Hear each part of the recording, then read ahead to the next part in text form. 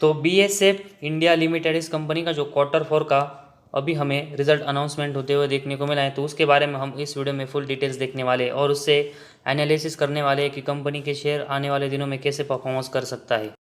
लेकिन वो देखने से पहले अगर आपने पहली बार इस चैनल को विजिट किया है तो इस चैनल को सब्सक्राइब कीजिए, साथ ही में बेल आइकन प्रेस करके ऑल सेक्शन पर क्लिक करें ताकि आपको शेयर मार्केट की अपडेट जानकारी मिल सके।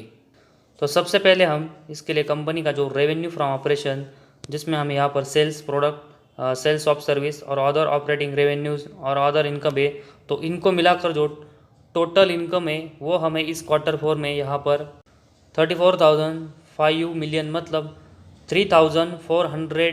करोड़ का कंपनी का यहाँ पर हमें टोटल इनकम इस Q4 में देखने को मिला है, जो कि Q3 में ये 32,982 मिलियन मतलब 3,298 करोड़ का कंपनी का टोटल इनकम देखने को मिला था, जो कि अभी हमें बढ़कर 3,400 करोड़ का इस Q4 में होते हुए देखने को मिला है। वही अगर हम पिछले साल के Q4 में देखेंगे तो उस समय 28,098 मिलियन मतलब 2,809 करोड़ का कंपनी का टोटल इनकम देखने को मिला था, तो वो भी बढ़कर अभी हमें इस Q4 में 3,400 करोड़ तक इस Q4 में पहुँचते हुए देखने को मिला है। तो कंपनी का जो Q4 का टोटल इनकम है उसमें हमें क्वार्टरली और साथ ही में ईयरली बेसिस दोनों में अच्छी ग्रोथ इस Q4 में देखने को मिली है। तो Q4 का जो टोटल इनकम में हमें जिस तरह की ग्रोथ देखने को मिली है, तो उसी की तरह हमें कंपनी के नेट प्रॉफिट और ईपीएस में भी यहाँ पर ग्रोथ देखने को मिल सकती है, जिस तरह के कंपनी के जो टोटल इनकम में हमें ग्रोथ देखने को मिली है।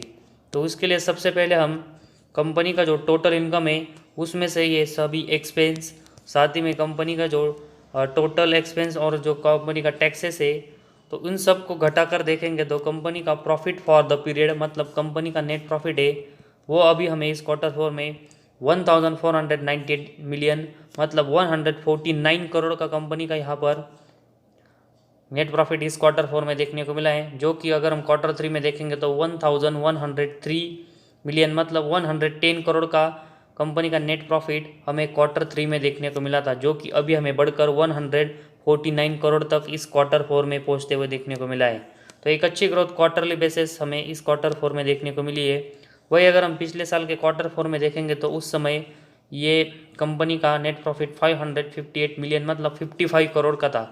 तो 55 करोड़ से कंपनी का नेट प्रॉफिट हमें 150 करोड़ के आसपास पहुंचते हुए देखने को मिल रहा है। तो ईयर और एयर बेस में अगर हम देखेंगे तो 3 टाइम्स की ग्रोथ हमें कंपनी के नेट प्रॉफिट में देखने को मिली है, जिसमें कंपनी का नेट प्रॉफिट हमें 50 करोड़ से बढ़कर 150 करोड़ तक इस Q4 में पहुंचते हुए देखने को मिला है। तो क्वार्टरली बेसिस और साथ ही में ईयरली बेसिस दोनों में कंपनी का जो नेट प्रॉफिट है उसमें हमें इस Q4 में बहुत ही अच्छी ग्रोथ देखने को मिली है। तो जिस तरह कंपनी का नेट प्रॉफिट में हमें इस Q4 में ग्रोथ देखने को मिली है, तो उसके बाद कंपनी का जो शेयर है उसमें हमें एक अच्छी तेज़ी देखने को मिल सकती है। तो इसके बाद तो कंपनी का जो नेट प्रॉफिट है उसके बाद कंपनी का